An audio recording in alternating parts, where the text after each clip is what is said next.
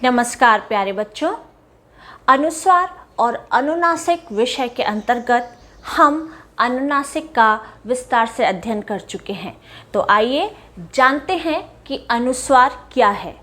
जैसा कि बच्चों मैंने आपको अनुनासिक के वीडियो में बताया था कि अनुस्वार और अनुनासिक का हिंदी भाषा में बहुत ही महत्व है और दोनों की ध्वनियों में अंतर है, पर बच्चों को इसमें प्राय ये कन्फ्यूज़न रहता है कि कहाँ पर अनुस्वार का प्रयोग करना चाहिए और कहाँ पर अनुनासिक का। इससे पूर्व हम अनुनासिक के प्रयोग के विषय में सीख चुके हैं। अब आइए अनुस्वार को प्रारंभ करते हैं। देखिए, अनुस्वार से मतलब होता है अनु प्लस स्वर, और जैसा कि अनु का मतलब होता है पीछे और स्वर का आप जानते ही हैं, मतलब कि वे वर्ण जो कि बिना किसी की सहायता के उच्चारित किए जाते हैं वे स्वर कहलाते हैं। हिंदी में 11 स्वर है। तो जो वर्ण जो है अनु यानी स्वर के बाद आता है वह अनुस्वार कहलाता है, यानी स्पष्ट है कि ये स्वर के बाद ही आएगा। उसके बाद में बच्चों ऐसा है कि इसका प्रयोग जो है वो वास्तव में कभी भी शब्द के प्रारंभ में ना होकर या तो बीच में होता है या फिर अंत में होता है। जैसे अगर मैं उदाहरण के तौर पर कहूँ मंद, तो म से पूर्व अनुस्वार का प्रयोग नहीं किया गया है बल्कि म के बाद ही किया गया है। तो इस प्रकार कभी भी अनुस्वार का प्रयोग शब्द के आगे यानी सबसे पहले आरंभ में नहीं होता है, या तो उसके मध्य में होता है या फिर अंत में होता है। इसी तरह यह जो है एक नासिकीय ध्वनि है, यानी नाक से निकलने वाली ध्वनि है। अनुनासिक में भी जो ध्वनि होती है वो मुंह और नाक दोनों से निकलती है, जबकि अनुस्वार की जो ध्वनि है वो सिर्फ नाक की ध्वनि है। दोनों में जो खास अंतर वह यही है कि अनुनासिक की ध्वनि मुंह और नाक दोनों से मिलकर आती है, जबकि अनुस्वार की ध्वनि सिर्फ नासिक की ध्वनि है। और इसका चिन्ह बच्चों आप जानते हैं कि शिरोरेखा के पीछे बिंदु लगाकर दिखाया जाता है। अब बात आती है कि इसका प्रयोग कैसे होता है या कैसे इसको लिखते हैं। तो बच्चों उच्चारण में यानी हम जब बोलते हैं तब तो इसके विभिन्न रूप होते हैं, यानी अनुस्वार का जो उच्चारण है वो कई तरह से किया जाता है, यानी कई वर्णों की तरह किया जाता है या कई ध्वनियों की तरह किया जाता है। लेकिन लेखन में सिर्फ इसका यही रूप है, यानी जब हम इसे लिखित रूप में लिखते हैं तो अनुस्वार इसी तरह से लिखा जाता है। बोलते समय उच्चारण के समय इसकी ध्वनियाँ अलग अलग आती हैं, लेकिन लिखने में ये सिर्फ बिंदु के रूप में ही लिखा जाता है। इसी प्रकार यह जो है स्वर और व्यंजन दोनों के योग से बनता है। वो कैसे? देखिए, उदाहरण जो है वह लिखा है अंश। यहाँ पर अ स्वर है और न व्यंजन है, और इसका उच्चारण है अंश और उसके बाद में श आ रहा है। तो हम समझ सकते हैं कि जो अनुस्वार का उच्चारण है या अनुसार जो है स्वर और व्यंजन दोनों का योग है, यानी इसके उच्चारण में स्वर भी आता है व्यंजन भी आता है। लेकिन कल मैंने आपको बताया था कि अनुनासिक में जो है सिर्फ वह स्वर का गुण है, उसमें व्यंजन नहीं आता है। आप साथ साथ में अनुस्वार और अनुनासिक का अंतर भी समझते चलिए। तो अनुनासिक में सिर्फ स्वर की ध्वनि होती है, बस वो नाक से भी निकलती है मुंह के साथ, और इसमें जो है स्वर और व्यंजन दोनों का मिला हुआ रूप होता है। अच्छा, एक और बात है कि अनुस्वार के उच्चारण में हमें समय लगता है, यानी एक मात्रा का एक अगर हम सेकंड्स में या काउंट करें तो हमें एक मात्रा का समय लगता है, जबकि अनुनासिक में अलग से समय नहीं लगता। जैसे कि अगर हम कहें दंत तो द न त, इस प्रकार पूरा समय लग रहा है। लेकिन अगर मैं कहूँ सांस तो मुझे सांस के बाद में सा के बाद में कोई समय नहीं लग रहा, वो सा आ के साथ जुड़ी हुई चंद्र बिंदु की मात्रा है सांस। इसी प्रकार दंत वंश वंश बोलने में मुझे समय लग रहा है। तो बच्चों आपको स्पष्ट है कि अनुस्वार क्या है। एक तो यह स्वर और व्यंजन से मिलकर बना है, दूसरा ये स्वरों के बाद आता है, कभी भी शुरू में नहीं आता, मध्य में या अंत में आता है, और इसका चिन्ह जो है वह शिरोरेखा के ऊपर बिंदु लगाकर करा जाता है। आइए अब जानते हैं कि अनुस्वार का प्रयोग कहाँ कहाँ होता है, किस किस स्थिति में होता है। तो जैसा कि मैंने बताया, हिंदी भाषा में अनुस्वार का बहुत महत्व है और प्रायः जो है 3 या 4 स्थितियां रहती है जिसमें कि अनुस्वार का प्रयोग स्पष्ट रूप से दिखाई देता है। तो हम जानते हैं कि वो कौन सी स्थितियां हैं जहां पर अनुस्वार का प्रयोग किया जाता है। तो सबसे पहले जो है वो है अनुस्वार का बिंदु के रूप में प्रयोग, यानी जो अनुस्वार है उसका जैसा वह कहलाता है, अनुस्वार यानी ये बिंदु, उसी रूप में प्रयोग करना। आगे की स्थितियों में हम देखेंगे कि अनुस्वार का प्रयोग अलग तरह से भी किया जाता है। तो अब देखेंगे कि अनुस्वार का बिंदु के रूप में प्रयोग। तो जब यह स्थिति कैसे होती है ये हम जानते हैं कि जब बच्चों य र ल व, य र ल व ये अंतस्थ वर्ण होते हैं, क्योंकि उन्हें बोलने में हमें अधिक ऊर्जा खर्च नहीं होती है, अंदर के अंदर ही बोले जाते हैं। और ऊष्म वर्ण श श स है, यानी कि जब हमारे मुंह से गर्म हवा निकलती है, ऊष्मा निकलती है, तो वह ऊष्म वर्ण कहलाते हैं। तो जब य र ल व और श श स वर्णों से पहले, यानी इनके बाद में जो है य र ल व श श स आए और उससे पहले अनुस्वार आए, तो वहाँ पर अनुस्वार का चिन्ह लगता है, यानी बिंदु के रूप में प्रयोग आता है। आप एक उदाहरण तो यहीं देख सकते हैं। श से पूर्व में क्या लिखा गया है? अनुस्वार अंश। अंश का मतलब होता है टुकड़ा। इसी प्रकार हम लिख सकते हैं वंश। तो जब य र ल व और श से पहले, श श स ह से पहले, वर्णों से पहले अनुस्वार आए, तो वहाँ पर अनुस्वार का चिन्ह लगता है।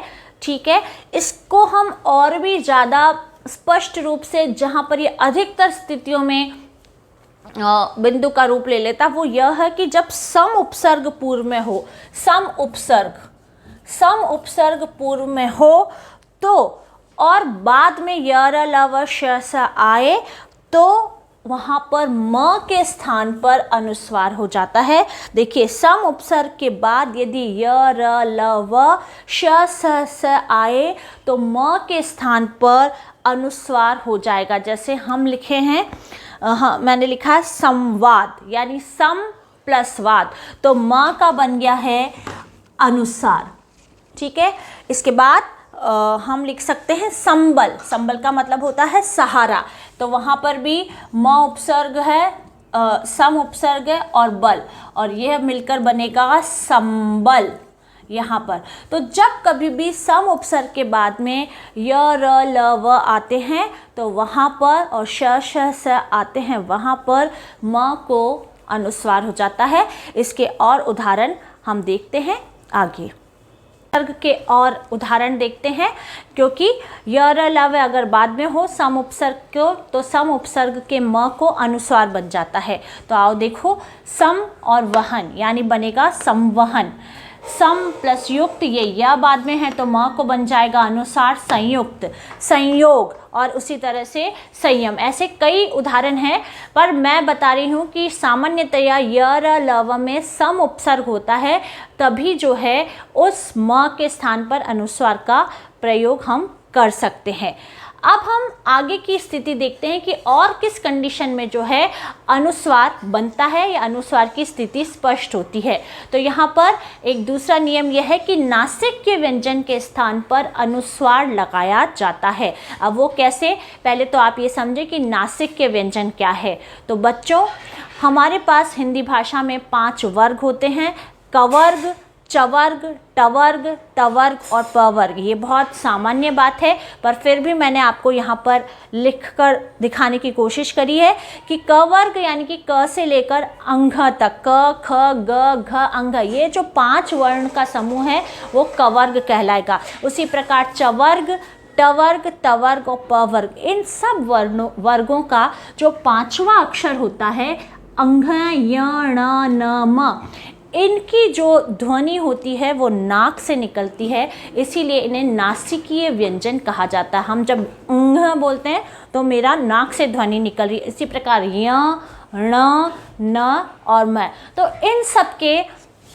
इन सबको नासिकीय व्यंजन बोला जाता है। तो अब देखते हैं कि ये कब नासिकीय व्यंजन के स्थान पर जो है अनुस्वार बनता है। तो यहाँ पर उदाहरण है कि जब शब्द में उसी वर्ग का, यानी अगर क अंग जो है वो क वर्ग से है तो क वर्ग का ही कोई और व्यंजन आए तो उससे पहले जो नासिकीय व्यंजन है, जो नासिकीय व्यंजन की ध्वनि है, उसके स्थान पर अनुस्वार बन जाता है। जैसे उदाहरण में लिखा है गंगा, तो हम ये अंग जो है, क्योंकि इसके पीछे उसी वर्ग का ग आ रहा है, इसीलिए अंग के स्थान पर, ये जो अंग लिखा है उसके स्थान पर हम जो है इस ध्वनि के स्थान पर हम यहाँ पर अनुस्वार लगा सकते हैं। अच्छा बच्चों देखिए, मैं पहले ही बता रही हूँ कि अनुस्वार का उच्चारण जो है वो अलग अलग ध्वनियों में हो सकता है, क्योंकि पंचमाक्षर में सबकी ध्वनि अलग है, अंघण, लेकिन सबको लिखित रूप में अनुस्वार के रूप में लिखा जाएगा। अब यहाँ पर देखें, यहाँ पे लिखा है चंचल, यहाँ च से पहले य आ रहा है, य जो है उस च वर्ग का है और च भी जो है उसी वर्ग का है, तो उससे पहले य आने पर अनुस्वार बन जाएगा चंचल। उसी प्रकार आप देखेंगे घंटा, घंटा में है जो ण पंचमाक्षर है और उससे बाद में ट आ रहा है, इसीलिए कहा गया है कि उसी वर्ग का अक्षर आए बाद में तो वहाँ पर पंचमाक्षर को अनुस्वार बन जाएगा। इसी प्रकार आप आगे भी देख सकते हैं पंथ, थ से पहले न बनेगा पंथ, क्योंकि त थ द ध न, थ उसी वर्ग का है। इसी प्रकार चंपा, च में म के स्थान पर अनुस्वार बनेगा, क्योंकि उसके पास बाद उसी वर्ग का प आ रहा है, प फ ब भ म, इसीलिए म के स्थान पर बनेगा अनुस्वार। अब देखिए बच्चों, यहाँ पर जो एक बात बहुत ही हम कह सकते हैं महत्वपूर्ण है कि कई बार जो है हमें ये कन्फ्यूज़न हो जाता है कि ये ध्वनियाँ जो हैं वो हमेशा हमें न के रूप में सुनाई देती है, लेकिन नहीं, इन सारे पंचमाक्षरों की ध्वनि उच्चारण अलग अलग है, पर लिखित रूप सिर्फ और सिर्फ अनुस्वार है। एक और महत्वपूर्ण बात यह है कि संस्कृत में जो है वह शुद्ध रूप आज भी यही है, यानी अगर हम संस्कृत में लिखेंगे तो यह ऐसा लिखने पर गलत माना जाएगा, यह शुद्ध है। लेकिन क्योंकि हिंदी भाषा संस्कृत का सरल रूप है, इसलिए हिंदी में सुविधा की दृष्टि से हमने इन पंचमाक्षरों को अनुस्वार के रूप में लिखना शुरू कर दिया है। बाकी अगर वास्तविक रूप में हम शुद्ध रूप जानते हैं तो वह यही कहलाता है। और आप प्रायः किताबों में देखते भी हो कि इस तरह से भी लिखा हुआ आता है और इस तरह से भी लिखा हुआ आता है, तो आप कंफ्यूज ना हो, दोनों सही है। हिंदी भाषा में अब इसे भी सही माना जाने लगा है। तो यहाँ पर यह स्थिति 2 है जब नासिकीय व्यंजन के स्थान पर हम अनुस्वार का प्रयोग करते हैं। अब कौन सी स्थिति है जब हम अनुस्वार का प्रयोग करते हैं या लिखते हैं?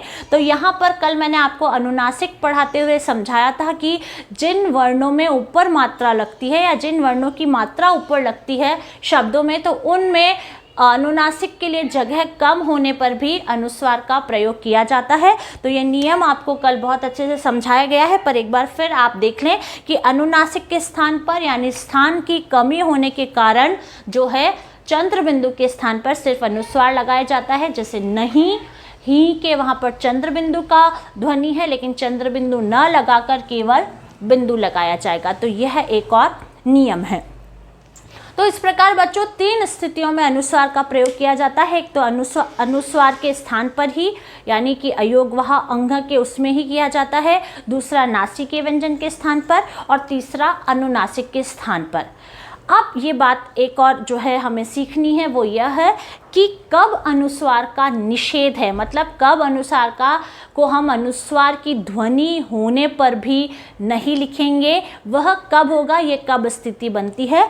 तो ऐसे में स्पष्ट है कि जब अनुस्वार के पश्चात, मतलब हम ये कह सकते हैं जब अनुस्वार की जो ध्वनि है उसके पश्चात सेम वही वर्ण आए तब अनुस्वार के रूप में उस वर्ण को नहीं लिखा जाएगा, वैसा का वैसा ही आधे की तरह लिखा जाएगा। जैसे हम उदाहरण में रहेंगे, यानी अनुस्वार जो है वो अपने मूल ध्वनि में मूल रूप में ही रहेगा। जैसे उदाहरण लिखा है सम्मान, तो यहाँ पर आप देखेंगे सम प्लस मान, यहाँ पे अनुस्वार के नियम के अनुसार म को अनुस्वार होना था, क्योंकि वहाँ पर पीछे भी पंचमाक्षर है, दोनों नियम मिल रहे हैं, ये वाला भी और ये वाला भी, लेकिन फिर भी वहाँ पर अनुस्वार नहीं बनेगा, यानी बिंदु का रूप नहीं लगेगा, क्योंकि वह सेम जो है वर्ण वैसा का वैसा ही वर्ण आएगा, तो वह अपने मूल रूप में लिखेगा। इसलिए हम कभी भी इस तरह से सम्मान नहीं लिखते हैं। आप खुद देखेंगे तो आपको पता चलेगा कि ऐसा लिखा हुआ हमें गलत जान पड़ता है, तो वहाँ पर लिखा जाएगा सम्मान। इसी प्रकार उन्नति में है उत प्लस नति, यहाँ पर त वर्ग है, न जो है उसका पंचमाक्षर है। नियम के हिसाब से ये हो जाना था, लेकिन फिर भी नहीं होता, क्योंकि उन्नति में ये वैसे संस्कृत की संधि भी है, तो इसे अभी हम इतना इसमें नहीं जाएंगे। तो क्या होगा कि उन्नति में जो है न ही बनेगा, क्योंकि वो सेम जो है वर्ण आ रहा है, इसीलिए बन जाएगा उन्नति। तो इस प्रकार कभी कभी जो है अनुस्वार का निषेध भी होता है, यानी अनुस्वार बिंदु के रूप में ना लिखकर अपने मूल रूप में ही, अपने मूल वर्ण में ही लिखा जाता है। तो बच्चों, मुझे आशा है कि आपको यहाँ तक अनुस्वार और अनुनासिक में अंतर स्पष्ट हो गया होगा और अब आप इसे अच्छे से कर पाएंगे। धन्यवाद।